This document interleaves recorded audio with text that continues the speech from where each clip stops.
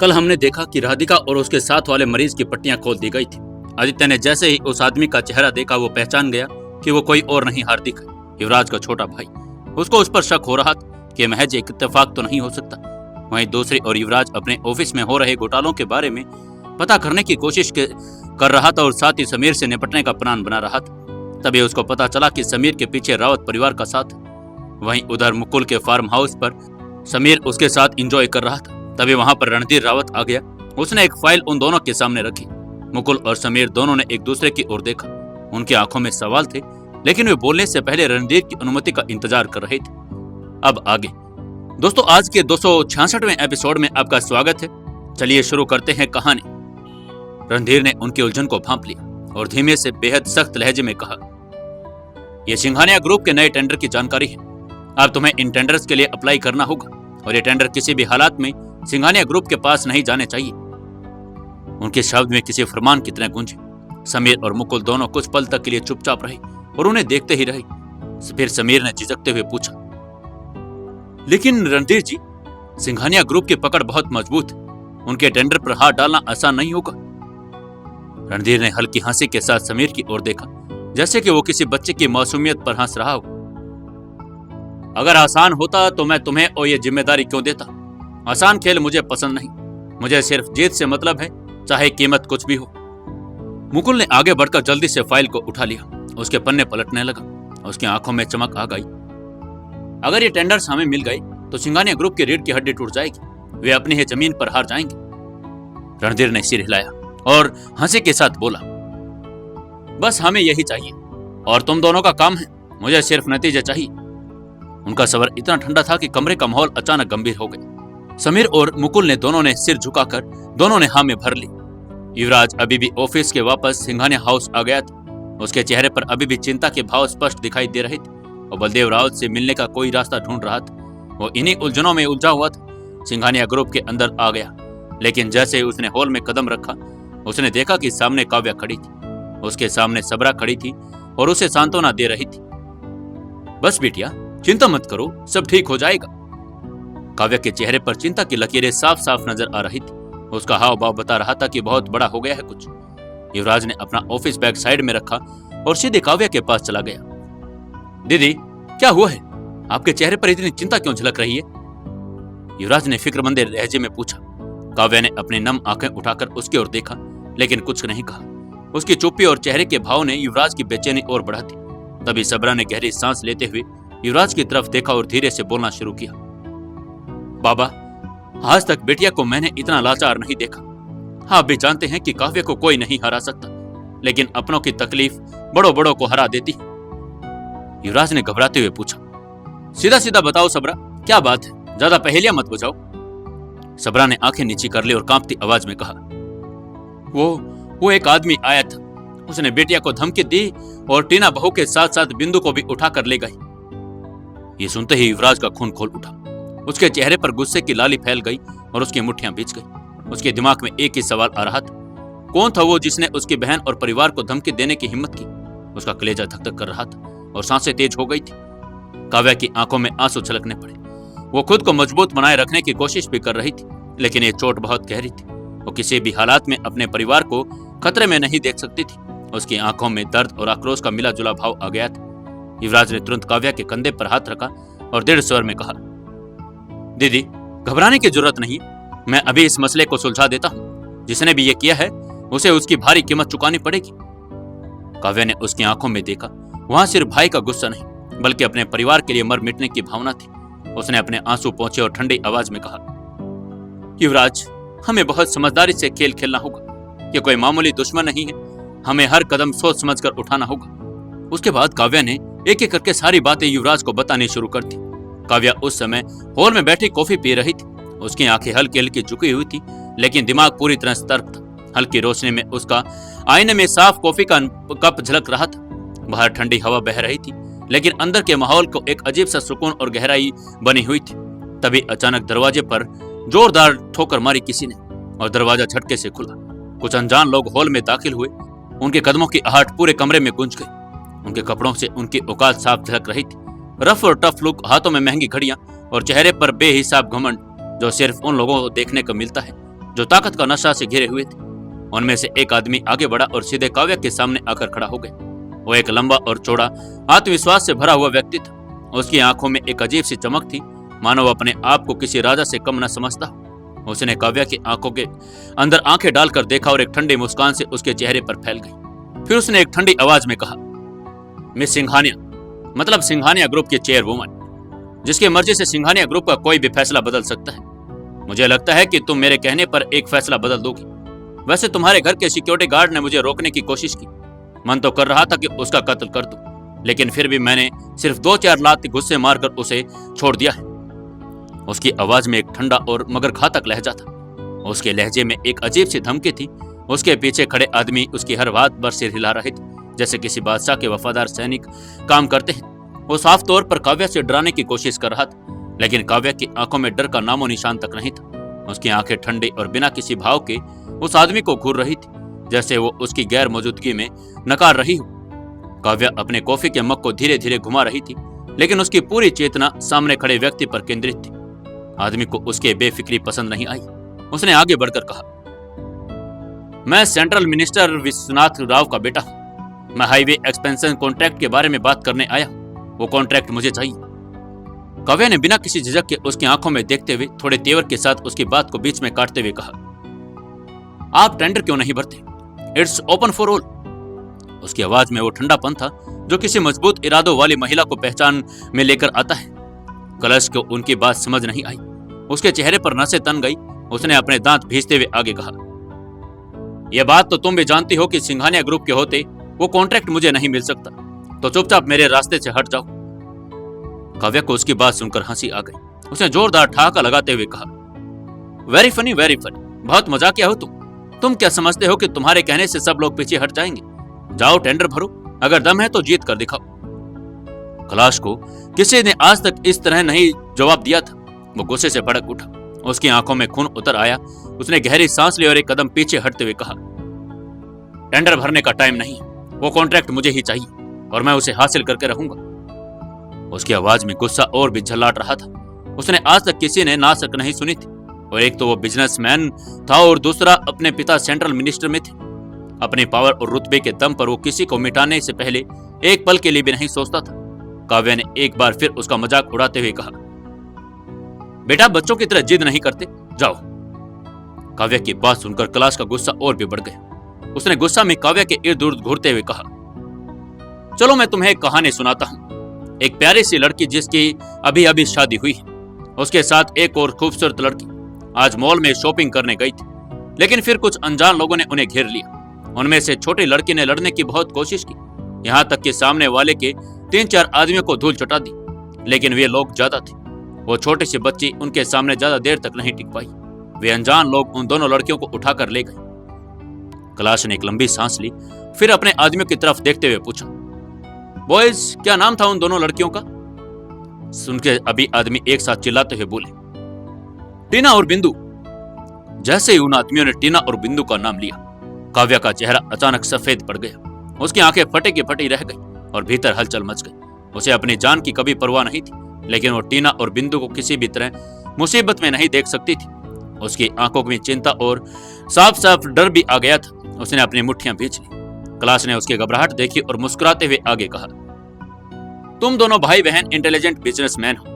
मुझे मालूम है कि ये कॉन्ट्रैक्ट के लिए तुम अपने परिवार को खतरों में नहीं डालोगे। ये कहते हुए वो थोड़ा सा हंसा और अपने सनग्लासेस लगाते हुए बाहर निकलने लगा। दरवाजे के पास पहुंचते ही उसने हंसते हुए काव्या को एक और धमकी दी।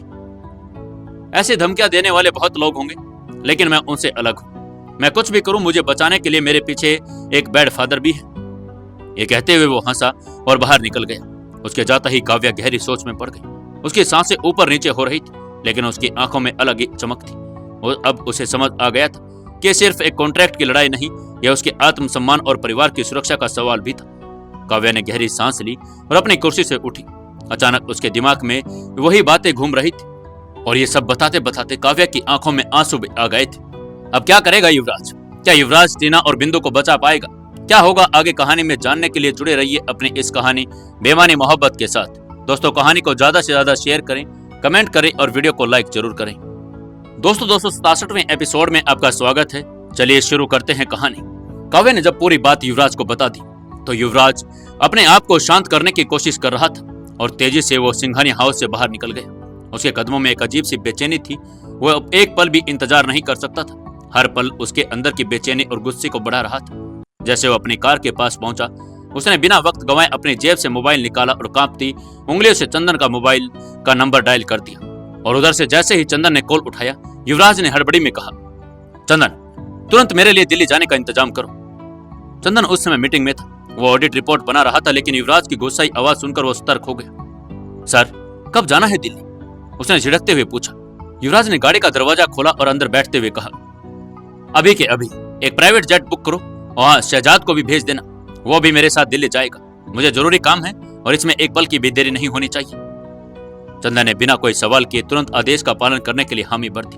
वो जानता था कि जब युवराज इस तरह गुस्से में होता है तो सवाल करने का कोई मतलब नहीं होता। युवराज ने तुरंत गाड़ी स्टार्ट की और पूरी रफ्तार से आगे बढ़ा दी। सड़क पर उसकी गाड़ी बिजली की तरह दौड़ रही थी। उसकी आंखें गाड़ी के शीशे के पार उस सड़क को देख रही थी, लेकिन उसका दिमाग उन तमाम बातों में उलझा था जो अभी अभी हुई थी। हर बीतते सेकंड के साथ उसकी बेचैनी बढ़ती जा रही थी। गुस्सा और भी तेज होने लगा था। उसने अपनी उंगलियां स्टीयरिंग पर इतनी जोर से दबाई कि नाखून लगभग धंस गई। बीच रास्ते पर उसने अपने फोन पर एक मैसेज देखा, सर जेट तैयार है, एयरपोर्ट पहुंचते ही टेक ऑफ कर सकते हैं। ये मैसेज पढ़ते ही युवराज ने गाड़ी की रफ्तार और बढ़ा दी। कुछ ही देर में वो एयरपोर्ट भी पहुंच गए। जैसे ही उसने गाड़ी रोकी, वहां पहले से चंदन खड़ा हुआ था। उसके पास जाकर युवराज ने बिना समय गवाए कहा, शहजाद कहाँ है? चंदन ने इशारा करते हुए कहा, सर वो अंदर ही आपका इंतजार कर रहा है। युवराज ने सिर हिलाया और बिना रुके सीधा प्राइवेट टर्मिनल की तरफ बढ़ा। उसके कदम तेज थे। उसके चेहरे पर तनाव और गुस्से की लकीरें साफ दिखाई दे रही थी। जैसे वो टर्मिनल के अंदर पहुंचा, उसने देखा कि शहजाद वहां खड़ा उसकी राह ही देख रहा था। शहजाद ने तुरंत आगे बढ़कर कहा, सर क्या हुआ है? आप इतने गुस्से में क्यों हैं? जेट तैयार है ना? युवराज ने उसकी बात को अनसुना करते हुए कहा, हाँ सर, सब तैयार है। शहजाद ने भी ज्यादा सवाल नहीं किया। युवराज ने एक लंबी सांस ली और अपनी घड़ी पर नजर डाली और कहा, चलो हमें एक सेकंड भी बर्बाद नहीं करना चाहिए। वो दोनों प्लेन की तरफ बढ़ गए। दिल्ली की उड़ान सिर्फ एक सफर नहीं बल्कि एक ऐसे मोड़ की ओर जा रही थी जहां हर चीज का फैसला होना था। जैसे युवराज और शहजाद प्राइवेट जेट में दाखिल हुए, फ्लाइट अटेंडेंट ने सिर झुकाकर उनका स्वागत किया, लेकिन युवराज की आंखों में अब भी उग्रता थी जिसने पूरे माहौल को बोझिल बना दिया था। फ्लाइट कितनी देर में टेक ऑफ करेगी? युवराज ने कठोर स्वर में पूछा। पायलट जो पहले से कॉकपिट में बैठा था इंटरकॉम पर जवाब दिया, सर हम अगले 5 मिनट में उड़ान भर सकते हैं। युवराज ने गहरी सांस ली और अपने सीट पर बैठ गया। उसके बाद उसने शहजाद को पूरी बात बताई। उसकी उंगलियां अब भी बेचैनी से कलाई पर बंधी घड़ी को देख रही थी। शहजाद उसके बगल में बैठते हुए बोला, सर मुझे लगता है कि हमें ठंडे दिमाग से सोचना चाहिए। जल्दबाजी में हम कहीं कुछ गलत न कर दें। युवराज की नजरें शहजाद पर टिक गई। उसकी आंखों में गुस्सा और चिंता और दर्द तीनों झलक रहे थे। अगर ये सच हुआ तो अंजाम बुरा होगा। मैं किसी भी हालात में इसे नजरअंदाज नहीं कर सकता, युवराज ने कहा। शहजाद ने धीरे से सिर हिलाया। वो जानता था कि युवराज कोई फैसला करता है तो उसे हर हाल में पूरा करता है। अब बस इंतजार था कि जेट टेक ऑफ करे और वो दिल्ली पहुंच जाए। जैसे ही प्लेन ने टेक ऑफ किया, युवराज की आंखें के सामने खाली स्पेस पर टिक गई। उसकी उंगलियां आपस में गुथी हुई थी और चेहरे पर गंभीरता की परछाई छा गई थी। शहजाद ने उसकी मनोदशा को भांपते हुए कहा, सर अब हम हवा में हैं। क्या आप मुझे बता सकते हैं कि आगे क्या करना है? युवराज ने धीरे धीरे उसकी ओर देखा और ठंडे स्वर में कहा, शहजाद अब हम वही चाल चलेंगे जो उसने सोची भी नहीं होगी। उसने मेरी फैमिली पर हाथ डाला, अब मैं उसकी फैमिली को मोहरा बनाकर उसे सबक सिखाऊंगा। सर आप जो भी करेंगे मैं आपके साथ हूं, लेकिन क्या आप यकीन से कह सकते हैं कि सही तरीका है? शहजाद ने एक लंबी सांस लेकर कहा। युवराज ने थोड़ा झुककर उसके कंधे पर हाथ रखा और गंभीर स्वर में कहा, दुश्मन को हराने के लिए उसके सबसे कमजोर हिस्से पर वार करना पड़ता है। उसने मेरे सबसे कीमती रिश्तों को नुकसान पहुंचाने की कोशिश की। अब मैं उसके अपनों पर दांव लगाकर ही उसके औकात दिखाऊंगा। शहजाद ने सिर झुका लिया। वो जानता था कि अब कोई भी युवराज को रोक नहीं सकता था। युवराज ने आगे कहा, हम दिल्ली पहुंचते ही सबसे पहले उसके घर पर एक हलचल नजर रखेंगे। उसके परिवार के हर सदस्य की पूरी जानकारी मुझे चाहिए। कहाँ वो जाते हैं और किससे मिलते हैं, किससे सबसे ज्यादा मानते हैं। शहजाद ने हामी भरी और बोला, सर मैं टीम को अलर्ट कर देता हूँ, हमें उसकी फैमिली की पूरी डिटेल मिल जाएगी। बहुत बढ़िया, अब हम उसे की चाल में फंसाएंगे। जब वो घुटना के बल गिरेगा तब उसे समझ आएगा कि उसने कितनी बड़ी गलती कर दी। युवराज ने हल्की मुस्कान के साथ कहा। प्लेन के भीतर अब अजीब सा सन्नाटा था। लेकिन उस सन्नाटे में युवराज की साजिशों की गूंज की साफ सुनाई दे रही थी। उधर किसी अंधेरे कमरे में सिर्फ एक हल्की पीली रोशनी जल रही थी, जिससे पूरे कमरे का सिर्फ एक छोटा सा हिस्सा दिख रहा था। बाकी चारों ओर घना अंधेरा था, जो उस माहौल को और भी भयानक बना रहा था। कमरे में सिर्फ दो चीजें स्पष्ट दिखाई दे रही थी। एक कोने में बंधी हुई टीना और उसके पास दूसरी कुर्सी पर बंधी हुई बिंदु। टीना की आंखों में गुस्से की लहरें उठ रही थी। उसके हाथ और पैर कसकर बंधे हुए थे। मुंह पर एक छोटा सा कपड़ा बंधा था, जिससे उसकी आवाज बाहर ना जा सके। उसने अपने हाथों को छुड़ाने की कोशिश की, लेकिन रस्सियां इतनी टाइट थी कि हर बार जोर लगाने से उसकी कलाई लाल पड़ जाती। दर्द की लहरें उसके पूरे शरीर में दौड़ गई, लेकिन उसकी आंखों में डर नहीं बल्कि गुस्सा जा रहा था। तो तुम फिर से वही खेल खेल रही हो, अंजलि कपूर, उसने मन ही मन सोचा। टीना के चेहरे पर हल्के पसीने की बूंदें चमक आई। उसका दिल तेजी से धड़क रहा था, लेकिन उसके भीतर एक अजीब सी शांति भी थी। उसे अपने दिमाग पर पूरा भरोसा था।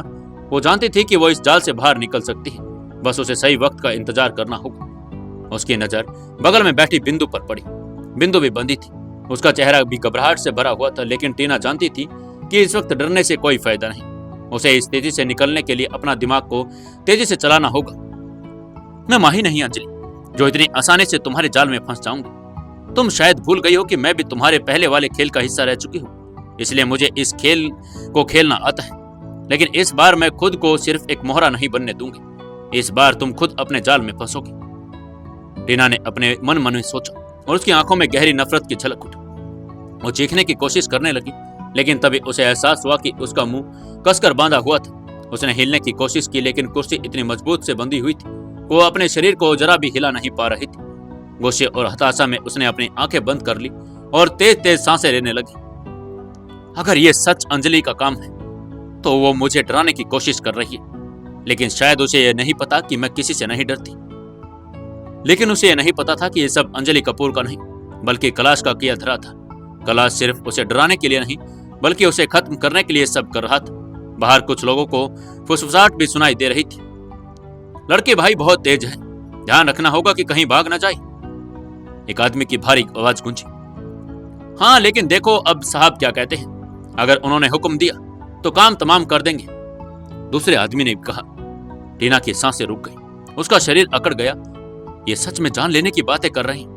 उसका दिल ये बात सुनकर और जोर से धड़कने लगा था। उसके चेहरे पर घबराहट के हल्के भाव उभरे, लेकिन अगले ही पल उसने खुद को संभाल लिया। वो डर नहीं सकती थी, डरने से कुछ भी नहीं होने वाला था। उसने भागने का कोई ना कोई तो रास्ता निकालना ही था। टीना ने अपने आसपास नजर दौड़ाई, लेकिन अंधेरे के अलावा कुछ भी नजर नहीं आ रहा था। बस सामने एक लोहे का दरवाजा था, जिसके बाहर कभी कभी किसी के चलने की आहट आती। वो समझ गई कि कमरा पूरी तरह से बंद है और यहाँ से निकलना इतना आसान नहीं होगा। उसका दिल एक पल के लिए बैठ सा गया। अगर मैं यहाँ से नहीं निकली तो क्या होगा? क्या ये सच में लोग मुझे मार देंगे? लेकिन अगले ही पल उसने खुद को संभाल लिया। नहीं नहीं, मैं इतनी आसानी से हार नहीं मान सकती। उसने अपने मन में ठान लिया था। अब उसे सिर्फ सही मौके की तलाश थी। उसे बाहर निकलने का कोई ना कोई तो रास्ता ढूंढना ही था। टीना ने बिंदु की तरफ देखा, उसे आंखों में इशारा किया। शांत रहो, मैं कुछ देख रही हूं। बिंदु ने घबराते हुए उसकी तरफ देखा और धीरे धीरे से सिर हिलाया, लेकिन उसके चेहरे से साफ दिख रहा था कि वो अंदर से पूरी टूट चुकी थी। मुझे बिंदु को भी यहां से सही सलामत निकालना होगा, मैं अकेले नहीं भाग सकती, टीना ने फिर सोचा। उसी वक्त दरवाजे के बाहर किसी के कदमों की आवाज आई। टीना का दिल जोर से धड़कने लगा। अब क्या होने वाला है? दरवाजा हल्के से चरमराया और फिर एक झटके में खुल गया। कौन आएगा अंदर? क्या करेगा वो टीना और बिंदु के साथ? क्या उससे पहले युवराज पहुंच जाएगा या फिर वो उन दोनों के साथ कोई नुकसान कर देगा? जानने के लिए जुड़े रहिए अपनी इस कहानी बेमानी मोहब्बत के साथ। दोस्तों 268वें एपिसोड में आपका स्वागत है। चलिए शुरू करते हैं कहानी। उसी वक्त दरवाजे के बाहर किसी की कदमों की आवाज आई। टीना का दिल जोर से धड़कने लगा। अब क्या होने वाला है? दरवाजा हल्के से चरमराया और फिर एक झटके में खुल गया। दरवाजे के सामने खड़ा आदमी काले कपड़ों में था। उसकी आंखों में क्रूरता साफ दिखाई दे रही थी। उसने अंधेरे में टीना और बिंदु को घूरा, फिर ठंडी आवाज में कहा, तैयार हो जाओ, तुम्हारी किस्मत का फैसला होने वाला है। टीना ने गहरी सांस ली और खुद को मजबूत किया। उधर युवराज का प्लेन दिल्ली के इंदिरा गांधी अंतर्राष्ट्रीय हवाई अड्डे पर पहुंच गया था। रात का वक्त था, लेकिन शहर की भागदौड़ में कोई कमी नहीं थी। जैसे ही प्लेन ने रनवे पर लैंड किया, युवराज ने गहरी सांस ली। उसके चेहरे पर गंभीरता झलक रही थी। वो किसी भी हाल में इस लड़ाई से पीछे हटने वाला नहीं था। शहजाद ने उसकी तरफ देखा और हल्की मुस्कान के साथ कहा, सर चलिए शुरू करते हैं खेल। युवराज ने बिना कुछ बोले सिर हिलाया और अपनी सीट बेल्ट खोलने लगा। जैसे ही प्लेन का दरवाजा खुला, दोनों बाहर आ गए। बाहर ठंडी हवा चल रही थी, लेकिन युवराज के अंदर गुस्से की आग जल रही थी। जैसे ही वे एयरपोर्ट से बाहर आए, शहजाद के लोग पहले से उनका ही इंतजार कर रहे थे। मालिक, उनके सबसे करीबी आदमी ने झुककर अभिवादन किया। सब तैयार है ना? युवराज ने बिना किसी भूमिका के सीधे सवाल किया। उसकी आवाज में सख्ती थी। जी हाँ मालिक, हमने सेंट्रल मिनिस्टर के परिवार के बारे में पूरी जानकारी जुटा ली। उनकी पत्नी इस समय साउथ दिल्ली की एक चैरिटी में पार्टी में गई हुई। उनकी बेटी हौज खास के एक पब में दोस्तों के साथ पार्टी कर रही है। उसने सारी बात बता दी। युवराज के चेहरे पर एक ठंडी मुस्कान उभरी। उसने धीरे से उस आदमी के कंधे पर हाथ रखा, जैसे उसे शाबाशी दे रहा हो, लेकिन उसकी आंखों में एक अजीब सी चमक थी। बहुत अच्छा, उसने धीरे से कहा। फिर उसने आगे बढ़ते हुए कहा, हम सबसे पहले साउथ दिल्ली जाएंगे, मंत्री की पत्नी से मिलना है। शहजाद ने उसकी तरफ देखा और हल्का सिर हिलाया। उसे पता था कि युवराज हर चाल को सोच समझ कर चल रहा होगा। गाड़ियों का एक काफिला पहले से तैयार था। काली एसयूवी की लाइन लगी हुई थी। युवराज और शहजाद सबसे आगे वाली गाड़ी में बैठे। जैसे ही दरवाजे बंद हुए, ड्राइवर ने गाड़ी स्टार्ट की और काफिला तेजी से सड़क पर दौड़ पड़ा।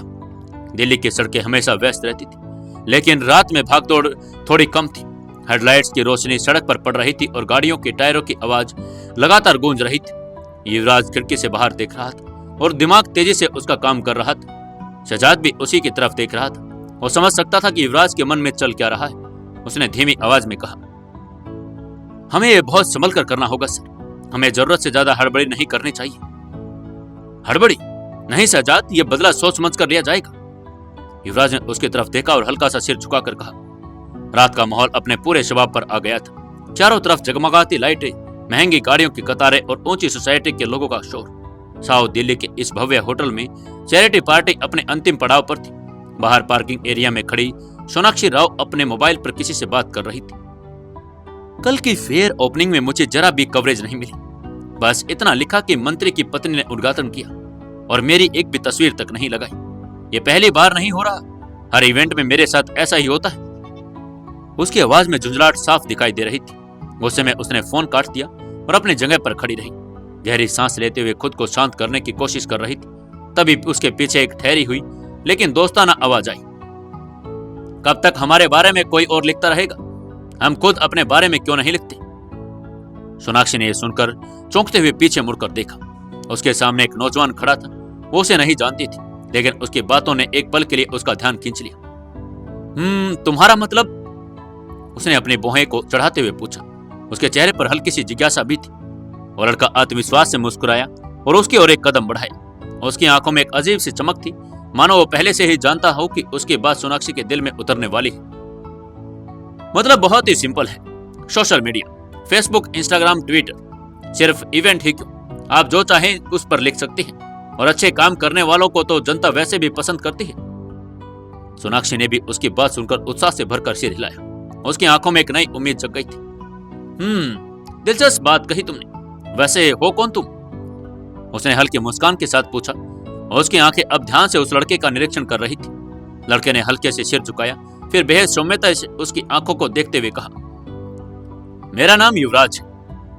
अपना नाम बताने के बाद युवराज वहां से निकल गया। रात अपनी ठंडक घोल रही थी, लेकिन हवाओं में अजीब सा सन्नाटा था। पार्टी हॉल के बाहर हल्की रोशनी फैली हुई थी। सोनाक्षी अभी भी वहीं खड़ी थी।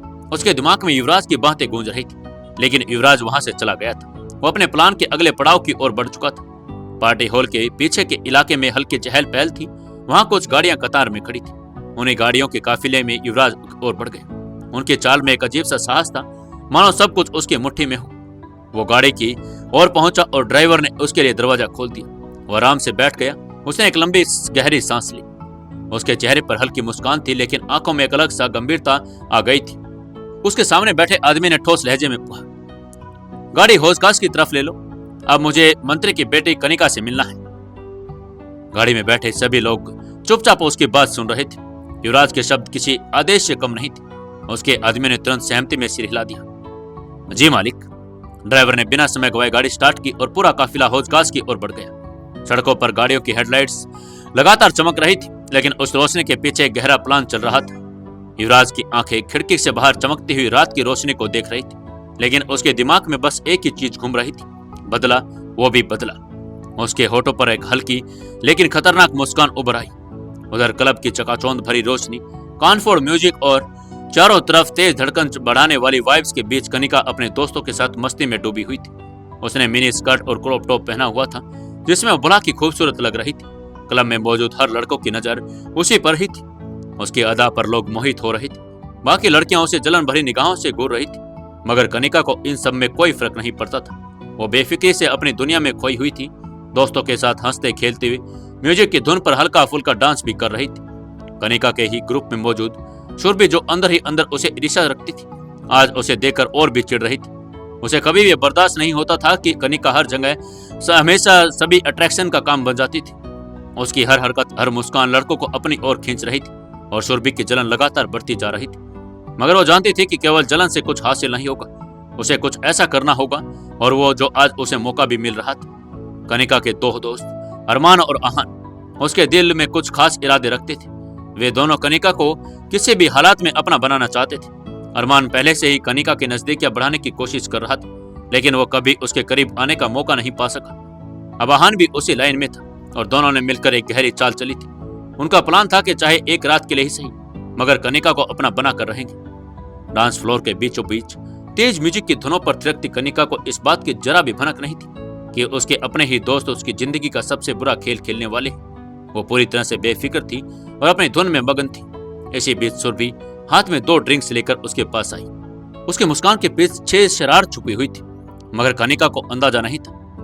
कनिका, ये ट्राई करो, ये स्पेशल ड्रिंक है, बस तुम्हारे लिए। सुरभि ने मुस्कुराते हुए ग्लास को आगे बढ़ा दिया। कनिका ने हंसते हुए उसकी तरफ देखा और बोली, तुम जानते हैं ना कि मैं अल्कोहल नहीं पीती। अरे बाबा, ये कोई हार्ड ड्रिंक नहीं है, ये तो बस एक सॉफ्ट ड्रिंक है मेरी जान। ट्रस्ट में तुम्हें पसंद आएगी, सुरभि ने जोर देते हुए कहा।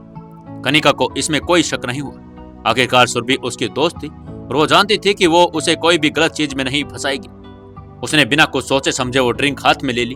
उसे जरा भी अंदाजा नहीं था कि इस ड्रिंक में अरमान ने खतरनाक नशे की दवा मिला दी थी, जिसे कुछ ही मिनटों में उसकी सुध-बुध खत्म होने वाली थी। क्लब की रंगीन रोशनी, जोरदार म्यूजिक और तेज आवाज रही बातचीत के बीच किसी को इस साजिश की भनक नहीं लगी। अरमान और रहान एक कोने में खड़े होकर यह पूरा नजारा देख रहे थे। उनके चेहरों पर शातिर मुस्कान थी। जैसे ही कनिका ने ग्लास अपने होठों से लगाया, अहान ने अरमान के कंधे पर हल्की थपकी दी और धीमी आवाज में फुसफुसाया, अब कुछ मिनटों की बात है, फिर देखना वो हमारी होगी। आज की रात तो यादगार बनेगी यार। और अरमान ने भी सिर हिलाया और अपने चेहरे पर एक घिनौनी मुस्कान लेकर आ गया। उधर कनिका ने धीरे धीरे ड्रिंक पीनी शुरू कर दी। उसकी दोस्ती और भरोसे को इन लोगों ने कैसे अपनी साजिश का हिस्सा बना लिया, उसे पता भी नहीं था। कुछ घूंट भरने के बाद उसे अजीब सा महसूस होने लगा। उसके दिमाग में हल्का सा चक्कर आया, आंखें भारी होने लगी। उसे कुछ समझ नहीं आ रहा था। उसने अचानक इतनी सुस्ती क्यों महसूस हो रही थी। सुरभि, ये ड्रिंक कुछ अजीब लग रही है, उसने धीरे से सुरभि की तरफ देखकर कहा। सुरभि ने बड़ी मासूमियत से सहारा देते हुए कहा, अरे यार कुछ भी नहीं हुआ, तुम शायद थक गई हो, चलो बैठ जाते हैं। अब क्या होगा आगे? क्या अरमान और रहान दोनों कामयाब हो जाएंगे अपनी साजिश में? जानने के लिए जुड़े रहिए अपनी इस कहानी बेमानी मोहब्बत के साथ। दोस्तों 269वें एपिसोड में आपका स्वागत है। चलिए शुरू करते हैं कहानी। कनिका सुरभि के कहने पर बैठ तो गई थी, लेकिन उसे कुछ कुछ महसूस हो रहा था कि जैसे कुछ गड़बड़ हो, लेकिन उसके शरीर में इतनी ताकत नहीं बची कि वो विरोध कर सके। धीरे धीरे उसकी आंखों के सामने सब कुछ धुंधला होने लगा था और उसकी सुनने की क्षमता भी कम हो रही थी। हर आवाज दूर से आती लग रही थी। उसके दिमाग में हजारों सवाल उठ रहे थे, लेकिन वो उन सवालों का जवाब नहीं खोज पा रही थी। अरमान और रहान अपनी जगह से उठे और कनिका की ओर बढ़ने लगे। उनकी चाल में अब कोई हिचकिचाहट नहीं थी। वे जानते थे कि अब कनिका पूरी तरह से उनके पकड़ में आने वाली है। चलो इसे बाहर लेकर चलते हैं, यहाँ ज्यादा भीड़ है और हमें किसी का ध्यान आकर्षित नहीं करना, अहान ने धीरे से कहा।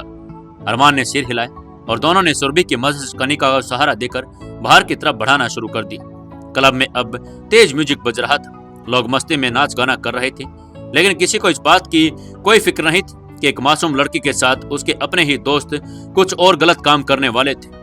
कनिका का सिर झुका हुआ था, उसकी आंखें लगभग बंद हो चुकी थी और पूरा शरीर सुन्न पड़ गया था। उसे अब कुछ समझ नहीं आ रहा था। उसका भरोसा, उसकी दोस्ती और उसकी मासूमियत के साथ खेल खेला जा चुका है। सुरभि उसे धीरे धीरे क्लब के हॉल के बाहर एक प्राइवेट रूम की ओर ले गई। वहां का माहौल अंधेरा और रहस्यमय था। सुरभि ने धीरे धीरे नशे की धुत कनिका को उस कमरे के अंदर छोड़ दिया। कमरे में हल्की और नीली रोशनी थी जो महल को और भी डरावना बना रही थी। कनिका को कुछ भी समझ नहीं आ रहा था। उसकी आंखों के सामने सब धुंधला था और शीश चकरा गया। शरीर में अजीब सी कमजोरी थी। उसने खुद को सोफे पर गिरते हुए पाया। उसके चेतना और बेहोशी के बीच वो झूंझ रही थी। तभी कमरे का दरवाजा हल्के से खुला। अहान और अरमान दोनों अंदर आ गए। दोनों की आंखों में शैतानी चमक थी। अरमान ने कनिका की तरफ देखा और व्यंग्य से मुस्कुराया। बहुत एटीट्यूड दिखाती हो ना तू, आज देखना आज क्या करते हैं हम तुम्हारे साथ। और उसने धीमे से कहा और कनिका के करीब आ गया। कनिका के शरीर में हलचल हुई। उसने अपने हाथ हिलाने की कोशिश की, लेकिन उसमें इतनी ताकत नहीं थी कि खुद को बचा सके। उसकी धुंधली आंखें अरमान को पहचानने की कोशिश कर रही थी, लेकिन उसका दिमाग अब काम करना बंद कर चुका था। वो कुछ कहने की कोशिश कर रही थी, लेकिन शब्द उसके होठों तक पहुंचते पहुंचते कहीं गुम होते जा रहे थे। अहान ने अरमान की ओर देखा और हंसते हुए कहा, आज तो मजा आने वाला भाई। अरमान ने कनिका के चेहरे पर अपने हाथों में पकड़ लिया।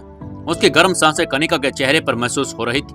जैसे वो झुका, कनिका ने बचने के लिए हाथ पैर चलाने की कोशिश की, लेकिन वो कोई भी असर नहीं कर पाई। अरमान ने उसका चेहरा अपनी ओर घुमाया और झुककर उसे छूने ही वाला था। दरवाजा खोलो, दरवाजा खोलो। एक भारी आवाज कमरे में बाहर गूंजी। अहान और अरमान चौंक गए। उन्होंने एक दूसरे की तरफ देखा। फिर एक जोरदार धमाका हुआ। बोल रहा हूं कि दरवाजा खोलो। अचानक दरवाजा जोर से टूट गया। युवराज अपने कुछ आदमियों के साथ वहां पर खड़ा था। युवराज की आंखों में गुस्से की लपटें जल रही थी। उसके जबड़े भिंचे हुए थे और हाथों की नसें उभर आई थी। अरमान और अभी इस स्थिति में समझ रहे थे कि युवराज ने बिना कोई वक्त गंवाए एक जोरदार मुक्का अरमान के मुंह पर मार दिया। धड़ाम। अरमान सीधे सोफे पर गिरा। उसका होठ कट चुका था और मुंह से खून टपक गया। अहान ने घबराकर पीछे हटना चाहा, लेकिन युवराज ने उसे कॉलर से पकड़ लिया और घसीटते हुए कमरे के कोने में पटक दिया। अरमान हांफते हुए खड़ा होने की कोशिश कर रहा था, लेकिन युवराज ने एक और घूंसा उसके पेट में जड़ दिया। अरमान दर्द से करहा उठा और जमीन पर गिर पड़ा। अहान भी अभी कांप रहा था। अभी भागने की कोशिश की, लेकिन युवराज के आदमी उसे पहले से घेर चुके थे। युवराज ने कनिका की तरफ देखा। वो अब भी सोफे पर पड़ी थी। उसकी आंखें धीरे धीरे बंद हो रही थी। युवराज जल्दी से उसके पास पहुंचा और हल्के से उसके चेहरे पर हाथ फेरा। कनिका, कनिका उठो, उसने नरमी से कहा, लेकिन कनिका होश में नहीं थी। युवराज ने उसे अपनी बाहों में उठाया और बाहर निकलने लगा। पीछे उसके आदमी अरमान और अहान को घसीट रहे थे। क्लब के बाहर उसकी गाड़ी तैयार खड़ी थी। युवराज ने कनिका को गाड़ी में पिछली सीट पर लिटाया। रघुद ड्राइवर सीट पर बैठ गया। उसने एक नजर पीछे और देखा और आदेश दिया, इन दोनों को सबक सिखाना, लेकिन जिंदा छोड़ना। गाड़ी पूरी रफ्तार से दिल्ली की सड़कों पर चल रही थी। रात का अंधेरा अब भी कायम था, लेकिन युवराज की आंखों में अलग ही आग जल रही थी। युवराज अपनी कार की सीट पर बैठा तेजी से मेट्रो हॉस्पिटल की ओर बढ़ रहा था। उसकी आंखों में गुस्से की ज्वाला थी और मन में एक ही ख्याल था, किसी भी लड़की के साथ ऐसे अन्याय नहीं होने देना।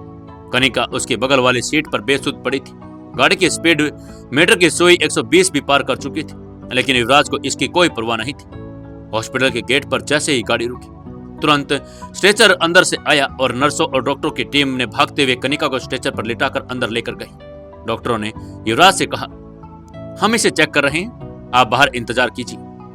युवराज ने धीरे से सिर हिलाया और अपनी उंगलियों को मुट्ठी में भींच लिया। उसका मन बेचैन था। कनिका को बचाने के लिए उसने जो किया वो सही था, लेकिन वो ये भी जानता था कि उसकी असली लड़ाई अभी खत्म नहीं हुई थी। उसे अब भी टीना को बचाना था, जो अब भी क्लाश के कब्जे में थी। उसे माथे पर पसीने से बूंदे भी आ गई थी। वो चिंता में इधर उधर टहलने लगा। इसी बीच हॉस्पिटल के गलियारे में एक व्यक्ति खड़ा था। ये कोई और नहीं बल्कि आदित्य था। उसने दूर से युवराज को देखा और एक पल के लिए ठिठक गया। उसका दिल तेजी से धड़कने लगा। युवराज, युवराज यहाँ क्या कर रहा है? आदित्य ने खुद से बुदबुदाया। वो खुद को छिपाने की कोशिश कर रहा था, लेकिन उसकी नजरें बार बार युवराज की ओर जा रही थी। फिर उसने देखा कि युवराज किसी लड़की के साथ आया था। आदित्य के मन में अचानक गुस्से की लहर तोड़ पड़ी। मुझे पता था कि युवराज माही को धोखा दे रहा है। माही की मौत के कुछ ही दिन हुए हैं और अब ये किसी और लड़की के साथ घूम रहा है। कैसे माही की कोई परवाह नहीं? आदित्य की मुट्ठियां भिज गईं। उसकी आंखों में नफरत की ज्वाला आ गई। उसने अपनी आंखें बंद की और गहरी सांस ली। उसे अभी कुछ ऐसा करना था जिससे राधिका को कोई दिक्कत ना हो। राधिका अब भी आईसीयू में थी। वो नहीं चाहता था कि उसकी भावनाओं पर कोई असर पड़े। उसे एक आखिरी बार युवराज की ओर देखा और गुस्से में सिर झटकते हुए वहां से चल गया। हॉस्पिटल के वेटिंग एरिया में बैठा युवराज अब भी बेचैन था। वो बार बार अपने फोन को देख रहा था। उसके मन में एक ही सवाल था, क्लाश टीना के साथ क्या कर रहा होगा? उसने तुरंत शहजाद को फोन लगाया। शहजाद, मुझे ताजा अपडेट चाहिए। कैलाश ने कोई हरकत तो नहीं की? शहजाद की आवाज गंभीर थी और उसने कहा, मालिक, अभी तक कोई हलचल नहीं हुई, लेकिन हमें जल्दी से कुछ न कुछ तो करना होगा। कैलाश कभी भी कोई कदम उठा सकता है। युवराज ने गहरी सांस ली और कहा, ठीक है, मैं यहाँ से निकलते ही सीधे मिनिस्टर से बात करने उसको हवेली पर पहुंचूंगा। टीना को कुछ भी नहीं होना चाहिए। इतना कहकर उसने फोन काट दिया और अपनी जगह से उठ खड़ा हुआ। तभी डॉक्टर बाहर आया और उसकी ओर बढ़ा। मिस्टर, चिंता मत कीजिए, कनिका अब खतरे से बाहर है। हमने उसे होश ला दिया है, लेकिन वो अभी भी डरी हुई है। उसे आराम की जरूरत है। क्या मैं उससे मिल सकता हूँ? युवराज ने राहत की सांस लेकर पूछा। हाँ, आप उसे जरूर मिल सकते हैं। डॉक्टर ने सिर हिलाया और वहां से चला गया। युवराज तेज कदमों से कनिका के रूम की ओर बढ़ा। जैसे ही उसने दरवाजा खोला, उसने देखा कि कनिष्ठा बिस्तर पर लेटी थी और उसकी आंखों में हल्की सी नमी थी। चेहरे पर डर और बेचैनी साफ दिखाई दे रही थी। युवराज उसके पास गया और धीरे से बोला, अब तुम सुरक्षित हो कनिका, और तुमको डरने की कोई जरूरत नहीं। तो थैंक यू, अगर आप नहीं होते तो पता नहीं क्या होता। कनिका ने अपनी सूजी हुई आंखों से उसकी ओर देखा और धीरे से कहा। युवराज ने हल्की मुस्कान दी। मुझे शुक्रिया मत कहो, यह मेरा फर्ज था। कनिका ने धीरे से सिर हिलाया। उसकी आंखों में आभार था। वो अभी भी सदमे में थी, लेकिन युवराज की मौजूदगी ने उसे हद तक सुकून दे दिया था। लेकिन युवराज को ज्यादा देर तक रुकना नहीं था। उसे अभी भी टीना को बचाने जाना था। युवराज ने कनिका की ओर देखा और हल्की मुस्कान के साथ कहा, डॉक्टर ने कहा है कि आप अब घर जा सकती हैं।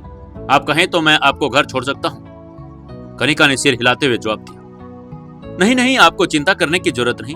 मैं अभी अपने ड्राइवर को कॉल करके बुला लेती हूँ, वो मुझे पिक कर लेगा।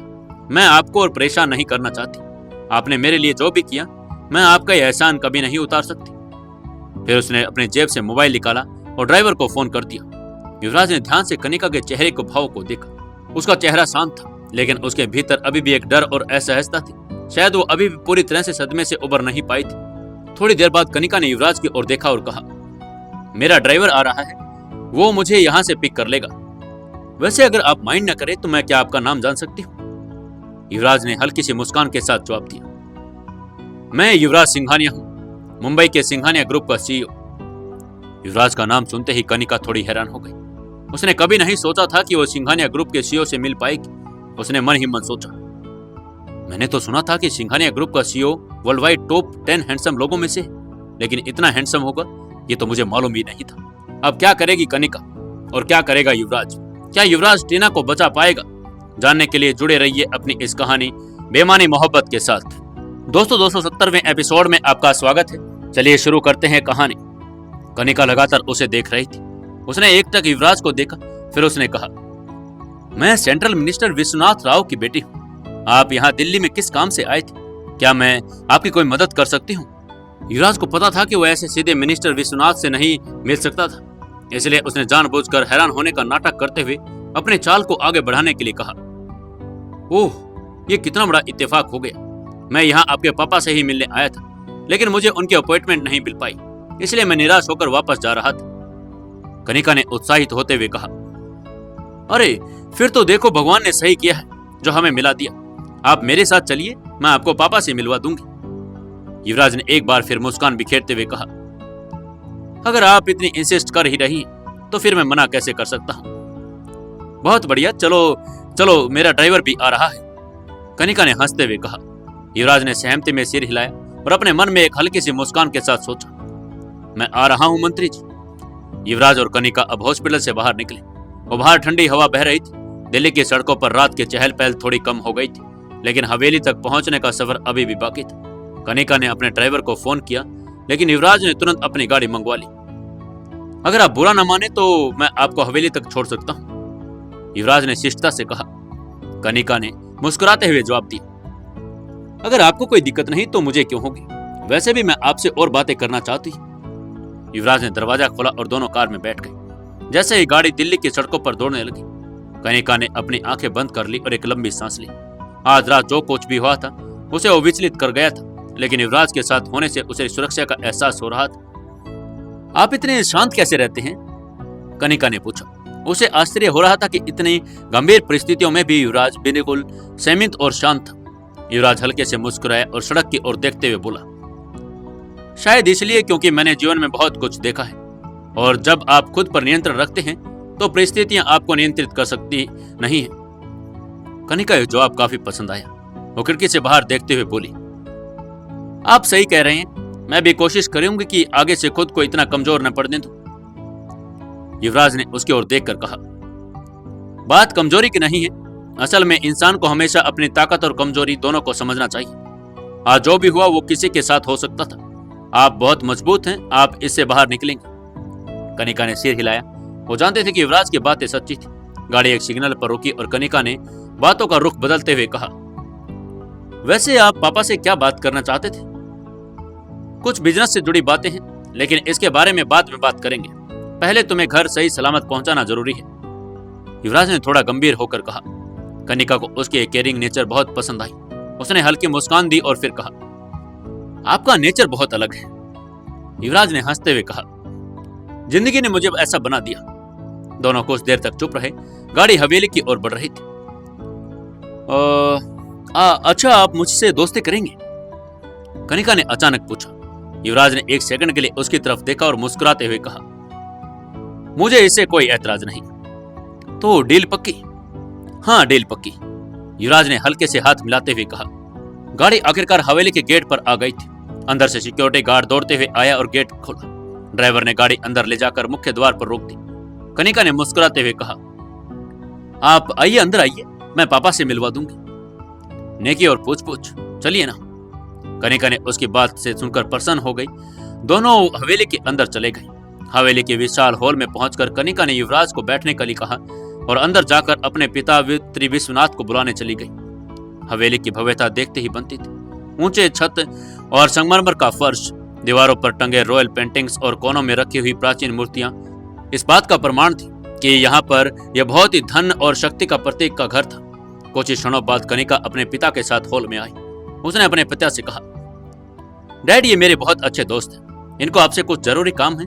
प्लीज इनकी बात सुन लीजिए, देख लीजिए इनका काम हो जाए। मैं तब तक चेंज करके आती हूँ। ये कहने के बाद कनिका ने युवराज की ओर देखते हुए कहा, और आप डैड से बात करने के बाद चले मत जाना, मैं जल्दी आ जाऊंगी, इसके बाद ही आप जाना। युवराज ने कुछ नहीं कहा, बस हल्के में सिर हिला दिया। कनिका मुस्कुराई और अपने कमरे की ओर बढ़ गई। मंत्री विश्वनाथ ने युवराज की ओर देखा। उन्होंने अपने बेटे के लगभग सभी दोस्तों को देखा था, लेकिन यह चेहरा उनके लिए नया था। उन्होंने सोचा, ये कनिका का नया दोस्त कौन आ गया? कौन हो तुम? उन्होंने युवराज के सामने बैठते हुए गंभीर स्वर में पूछा। युवराज ने खुद को सीमित किया और कहा, युवराज, आपको पता नहीं कि मैं कौन हूं, लेकिन आपका बेटा क्लास अच्छी तरह जानता है कि मैं कौन हूं। मंत्री विश्वनाथ का चेहरा कठोर हो गया। युवराज ने आगे कहा, एक कॉन्ट्रैक्ट के मामले में आपका बेटा मेरी बहन से मिलने गया था, धमकी देने गया और टेंडर उसे चाहिए, और मेरी बहन ने और मुझे पीछे हटने के लिए कहा। यहाँ तक कि वो मेरी पत्नी को किडनैप करके ले आया। व्यापार और परिवार को अलग रखना चाहिए, लेकिन अगर तुम्हारा बेटा परिवार को व्यापार में घसीटने पर तुला हुआ है तो फिर देखता हूं कि तुम्हारी फैमिली कैसे बचती है। युवराज की बात सुनकर मंत्री विश्वनाथ स्तब्ध रह गए। तभी उनकी पत्नी सोनाक्षी, जो किचन की तरफ जा रही थी, उनकी नजर युवराज पर पड़ी। अरे युवराज बेटा, तुम यहाँ क्या कर रहे हो? वो मुस्कुराते हुए आई और उसने कहा। युवराज ने मुस्कुराते हुए कहा, बस कुछ जरूरी काम से आया था आंटी। सोनाक्षी ने मंत्री विश्वनाथ की ओर देखा और मुस्कुराते हुए बोली, सुनिए, बहुत अच्छा लड़का है, इसका जो भी काम हो आप तुरंत कर दीजिए। मंत्री विश्वनाथ गंभीर हो गए। सोनाक्षी एक एक कहकर किचन की ओर बढ़ गई। युवराज ने फिर मंत्री की आंखों में देखते हुए कहा, तो मैं कह रहा था कि हाँ, फैमिली और बिजनेस में नहीं आनी चाहिए। मंत्री विश्वनाथ ने गहरी सांस लेते हुए कहा, ओके, देखते हैं। युवराज की आवाज अब और सख्त हो गई। उसने कहा, तुम्हारे बेटे ने मेरी बहन को धमकी दी, मेरी बीवी को अगवा कर लिया, और तुम मुझसे उम्मीद कर रहे हो कि मैं चुप रहूं? मंत्री विश्वनाथ की आंखों में तनाव झलकने लगा। वो सोच में पड़ गए, आखिर यह कैसे संभव हो गया था? कैसे उनके सामने बैठकर कोई उन्हें धमका सकता था? आज शाम को ही तुम्हारे बेटे ने मेरी पत्नी को किडनैप किया और मेरी बहन को धमकाया। कुछ ही घंटों बाद मुझे इसकी खबर मिली। मैं तुरंत दिल्ली रवाना हुआ और यहाँ आकर तुम्हारी फैमिली के बारे में सब कुछ पता कर लिया। अब मैं सिर्फ इतना कहने आया हूँ कि कल सुबह तक मेरी पत्नी को सही सलामत घर पर पहुंचा दो। तुम्हारा बेटा इकलौता है, शायद आपको ये अच्छे से समझना चाहिए। मंत्री विश्वनाथ अब भी चुप थे, लेकिन उनकी आंखों में चिंता और गुस्सा आ गया था। युवराज ने अपनी घड़ी देखी और कहा, अब मैं चलता हूं, वरना तुम्हारी बीवी और बेटी मुझे सुबह के नाश्ते के लिए जबरदस्ती रोक लेंगी। इतना कहकर वो उठकर जाने लगा। तभी कनिका हॉल में आ गई। उसके साथ उसकी माँ भी थी। कनिका ने युवराज को जाते हुए देखा तो तुरंत पूछ बैठी, युवराज कहाँ जा रहे हो? यही रुको, सुबह होने वाली है। थोड़ा आराम भी कर लो और ब्रेकफास्ट हमारे साथ करके जाना। युवराज मुस्कुराया और पीछे मुड़कर मंत्री विश्वनाथ की ओर देखा, जिनके चेहरे की हवाइयां उड़ चुकी थी। युवराज ने कनिका की ओर देखा और हल्के मुस्कान के साथ कहा, ठीक है, मैं रुक जाता हूं, लेकिन सिर्फ नाश्ते तक। कनिका की आंखों में चमक आ गई। यही तो चाहिए था। अब तुम आराम से बैठो, मैं माँ से कहती हूँ कि तुम्हारे लिए कुछ स्पेशल नाश्ता बनवाए। युवराज मुस्कुराया और हॉल में रखे सोफे पर बैठ गया। उसने अपनी नजर घड़ी पर डाली। सुबह होने में बस कुछ ही देर थी। इसी बीच मंत्री विश्वनाथ, जो अभी भी गहरी सोच में डूबे हुए थे, उन्हें अभी भी यकीन नहीं हो रहा था युवराज इतनी आसानी से उनके घर में आकर उन्हें चुनौती दे सकता है। लेकिन उन्हें यह समझ आ गया था कि युवराज कोई आम इंसान नहीं था। कनिका अंदर चली गई। थोड़ी ही देर में वापस आई। इस बार वो कैजुअल कपड़ों में थी, हल्की गुलाबी कुर्ती और सफेद प्लाजो पहने हुए। उसके सादगी में एक अलग अलग चमक थी। मंत्री जी ने नजारा देखा तो थोड़ा अजीब था। उनकी बेटी इतनी जल्दी किसी पर भरोसा नहीं करती थी, लेकिन युवराज के साथ उनकी बॉन्डिंग अलग स्तर पर चली गई थी। उन्होंने सोचा कि कहीं यह दोस्ती आगे चलकर कोई परेशानी न बन जाए। थोड़ी देर में नाश्ते का टाइम होने को आ गया था। नाश्ता लग गया था और युवराज ने जब टेबल पर नजर डाली तो हैरान रह गए। वहां ढेर सारे पकवान रखे थे, पराठे, आलू पूरी, छोले भटूरे और बहुत कुछ। अरे अरे, ये सब मेरे लिए है? युवराज ने पूछा। कनिका ने गर्व से कहा, हाँ, हमारी दोस्ती का पहला दिन है और मैं चाहती हूँ कि स्पेशल हो। युवराज ने हंसते हुए कहा, अगर ऐसा ही चलता रहा तो मुझे हर हफ्ते दिल्ली आना पड़ेगा। नाश्ते के दौरान दोनों ने बहुत सारी बातें की। कनिका ने अपनी जिंदगी के कई मजेदार किस्से सुनाए और युवराज भी अपनी मस्ती भरी यादों में खो गया। दोनों की दोस्ती गहरी होती जा रही थी। मंत्री जी उन दोनों की बॉन्डिंग देखकर और ज्यादा असहज हो रहे थे, लेकिन वे कुछ भी नहीं कर सकते थे। नाश्ते के बाद युवराज ने उठकर कहा, अब मुझे निकलना चाहिए, बहुत सारे काम बाकी हैं। कनिका ने मुंह बना लिया। अरे अभी तो दोस्ती हुई है, तुम अभी भी जा रहे हो? अभी तो दोस्ती की शुरुआत है। दोस्ती निभाने का वादा तो अब पूरा जीवन रहेगा।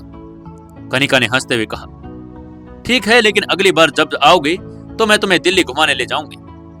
युवराज ने सिर हिलाया और बाहर की तरफ जाने लगा। तभी उसकी नजर सामने दीवार पर लगे एक निशान पर पड़ी। ये रावत परिवार का लिंकिंग निशान था। क्या था इस निशान में? और क्या मंत्री अपने बेटे को टीना और बिंदु को छोड़ने के लिए कहेगा? क्या कहानी मोड़ लेगी आगे? जानने के लिए जुड़े रहिए अपनी इस कहानी बेमानी मोहब्बत के साथ। दोस्तों, कहानी को ज्यादा से ज्यादा शेयर करें, कमेंट करें और लाइक जरूर करें।